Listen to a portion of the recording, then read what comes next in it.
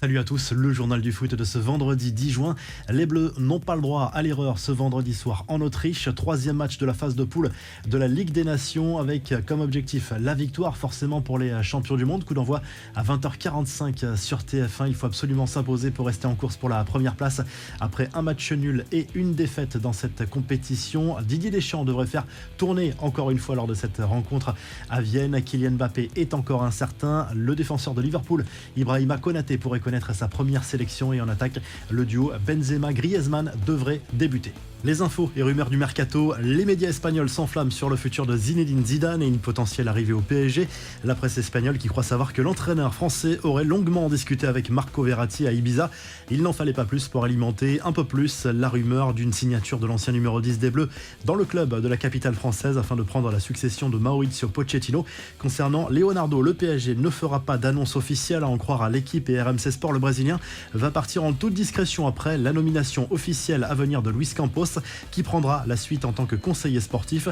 Le Real Madrid, de son côté, aurait pris une décision radicale concernant le mercato, alors que les noms de Raphaël Leao ou encore Raheem Sterling ont été cités comme des pistes potentielles ces derniers temps pour oublier Kylian Mbappé. La radio Canena Cope assure qu'aucun attaquant ne sera recruté, même si Luka Jovic et Mariano Diaz quittent le club.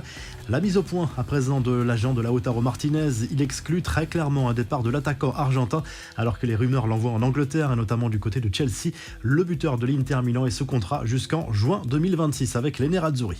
Les infos en bref, une belle récompense pour Mohamed Salah, l'attaquant égyptien de Liverpool, a été élu joueur de l'année par la Professional Footballers Association, le syndicat des joueurs de foot en Angleterre. Déjà récompensé en 2018, il succède à Kevin De Bruyne.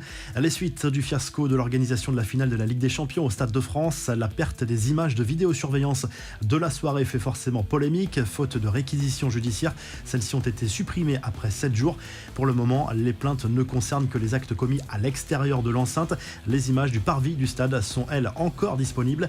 Les Bleuets seront bien à l'Euro 2023. Dans un match délocalisé à Istanbul face à l'Ukraine, l'équipe de France Espoir a validé sa qualification grâce à un match nul, 3 buts partout.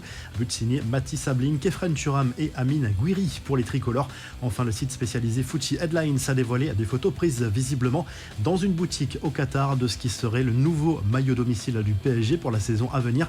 Les clichés montrent une tenue sans sponsor. La particularité de cette tunique est que les couleurs de la bande centrale sont inversées. La revue de presse, le journal L'équipe se penche sur le déplacement des Bleus en Autriche ce vendredi soir et en particulier sur la situation d'Antoine Griezmann qui traverse décidément une saison compliquée en club comme en sélection, mais il garde la confiance de Didier Deschamps à quelques mois de la Coupe du Monde. En Espagne, le journal AS revient sur la victoire des Espagnols 1-0 en Suisse dans le cadre de la Ligue des Nations, une victoire qui permet à la sélection de Luis Enrique de rester en course pour la première place. C'est Pablo Sarabia qui a marqué l'unique but de la rencontre et au Portugal, le journal Abola salue le succès plutôt tranquille des Portugais 2-0 contre la République tchèque. Les joueurs de Fernando Santos sont en tête de ce groupe avec 7 points devant les Espagnols 5 points. Si le journal du foot vous a plu, n'hésitez pas à liker, à vous abonner pour nous retrouver très vite pour un nouveau journal du foot.